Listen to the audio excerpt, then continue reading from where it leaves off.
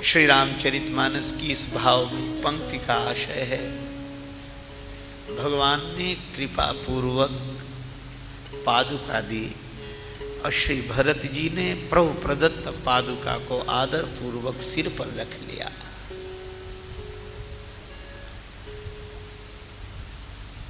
भरत जी का भाव बड़ा अद्भुत है।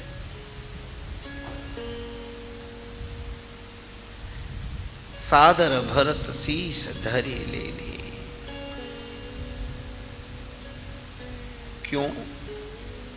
क्योंकि भगवान की पादुका है। भरत जी का मन उसी के प्रति भक्ति भाव से भरा है जिसका संबंध भगवान से है। यही कारण है कि जब वे राम जी को मनाने के लिए चले,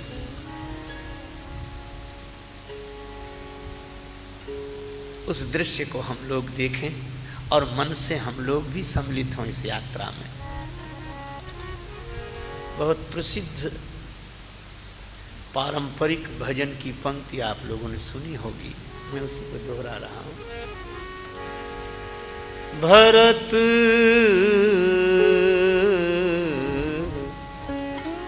भरत चले चित्रकूट हो रामा, राम को मनाने।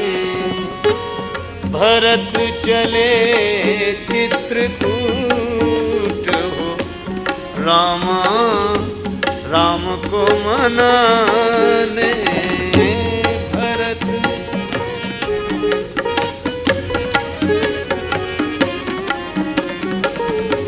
राम को मनाने। भरत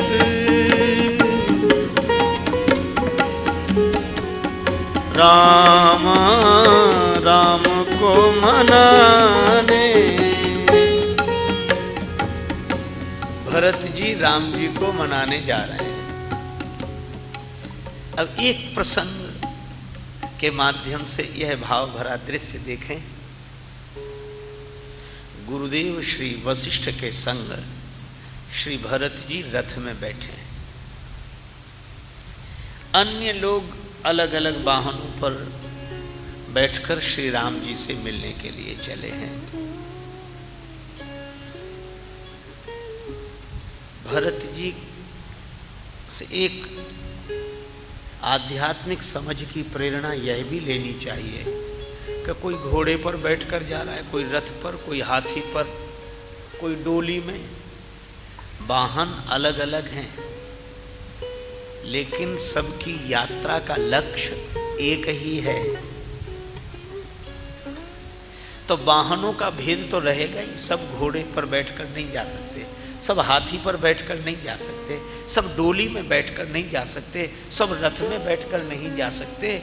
पर वाहनों का भेद तो रहे, पर अगर लक्ष्य का भेद नहीं है तो भिन्न भिन्न वाहन होने के बाद भी उद्देश्य एक होने से भेद तो वाहन का रहेगा, पर भेद का भाव समाप्त हो जाएगा। ठीक इसी तरह भगवत प्राप्ति अगर लक्ष्य है तो भले ही साधन भिन्न भिन्न हों, भिन्न भिन्न संप्रदाय साधन परंपरा हो, पर संप्रदायों का भेद तो रहे, साधनों का भेद तो रहे, लेकिन भगवत प्राप्ति का अगर उद्देश्य है तो भेद का भाव समाप्त हो जाए। यही लोक के लिए परम कल्याणकारी मार्ग है। भेद रहे पर भेद का भाव न रहे। लोग भेद मिटाने पर तुले, जबकि भेद नहीं मिटता, भेद का भाव मिटता है। आभूषणों का भेद नहीं मिटता, पर स्वर्ण की दृष्टि से आभूषणों के भेद का भाव समाप्त हो जाता है। भरत जी रथ में बैठे। अब बहुत करुणापूर्ण और हृदय द्रावक प्रसंग है। निखादराज गुह को समाचार मिला कि भरत जी आ रहे हैं और सेना साथ में। भ्रम हो गया।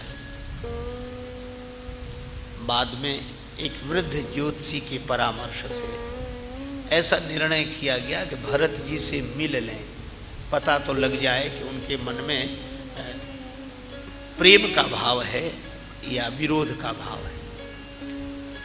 सेना को छिपा दिया गया और निखाद राज कंदमूल फल आदि की भेंट लेकर मिले। अब निखाद राज ने जैसे ही प्रणाम किया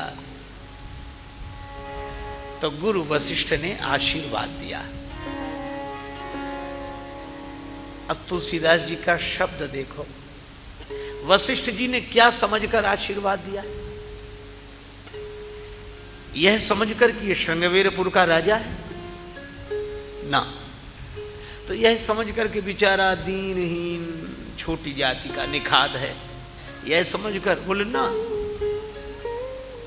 फिर क्या समझकर आशीर्वाद दिया?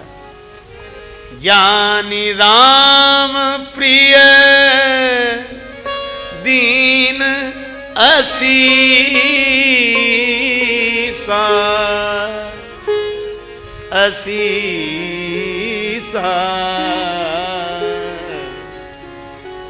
ज्ञानी राम प्रिय दीन असीसा। वशिष्ठ जी ने राम जी का प्रिय जानकर आशीर्वाद दिया। यह संत की दृष्टि है। संत की दृष्टि में लोक पक्ष का महत्व नहीं है। मिलेंगे लोग पूछेंगे तेरा व्यवहार कितना है, मिलेंगे लोग पूछेंगे तेरा व्यापार कितना है, मगर यह कोई नहीं पूछता कि तेरा प्रभु से प्यार कितना है। पर वशिष्ठ जी को लगा यह राम जी का प्रिय है और राम जी इसे प्रिय हैं। आहा, संत का आशीर्वाद उसी को मिलता है जिसका भगवान से संबंध होता है। ज्ञानी राम प्रिय दीन असीसा। अच्छा, आगे भी तुलसीदास जी का शब्द प्रयोग देखें। भरत जी ने पूछा कौन है ये? भरत ही कहे वो बुझाए मुनीषा, भरत ही कहे वो बुझाए, भरत ही कहे वो बुझाए मुनि, कहे वो बुझाए। भरत जी ने बुझाया, समझाया नहीं। समझाया विस्तार से जाता है और बुझाया थोड़े में। इसलिए लोग कहते हैं समझा बुझा देना। थोड़े में बात कही जाए तो बुझाना है। बुझाई थोड़े महु सब कहूं बुझाई, बुझाया। भरत जी ने पूछा कि ये कौन प्रणाम कर रहा है? तो गुरु वशिष्ठ से ने यह नहीं कहा कि श्रृंगवेरपुर का राजा है, यह भी नहीं कहा कि निखाद है, फिर यह कहा जानते हो कौन प्रणाम कर रहा है? कौन है? गुरु जी है। तो गुरु जी क्या बोले? राम सखा राम राम।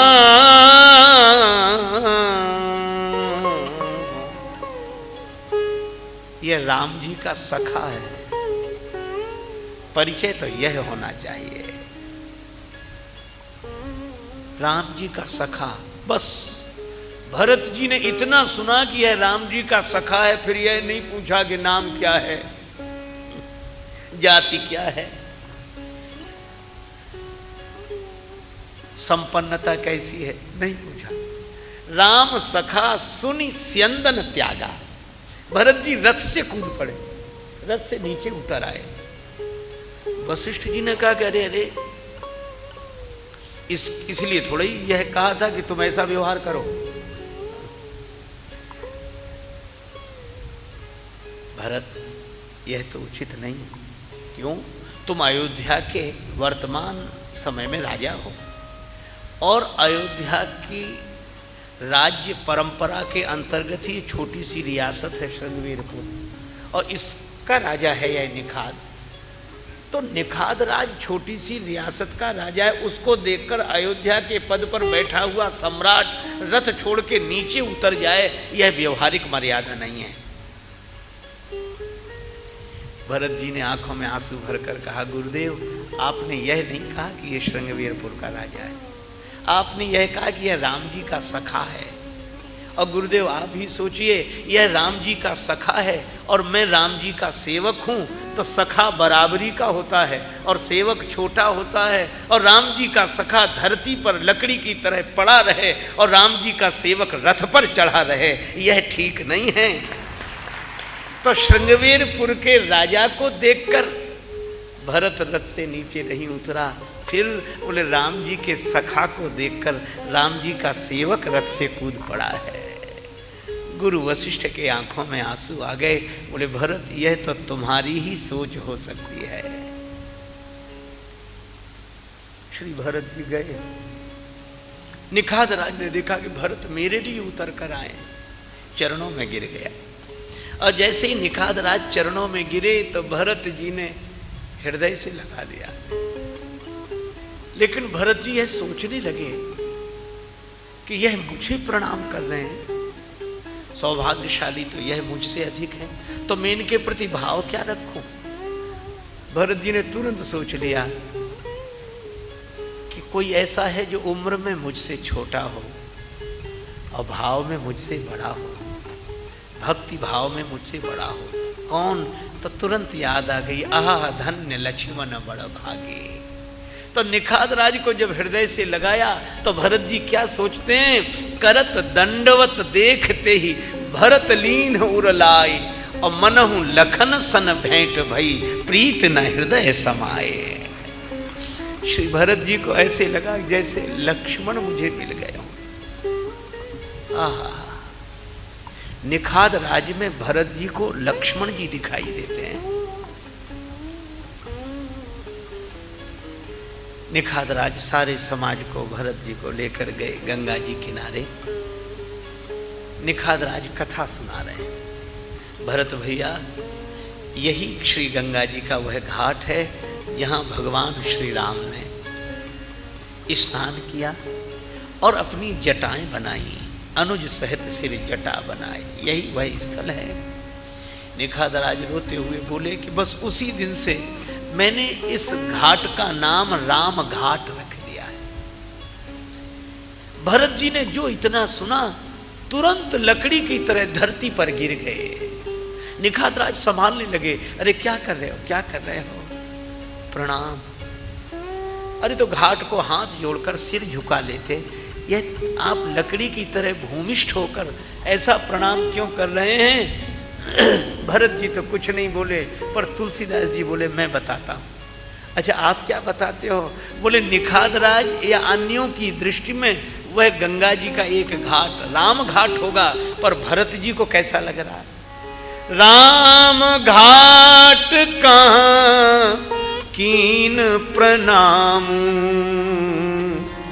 भामन मगन मिले जनु राम।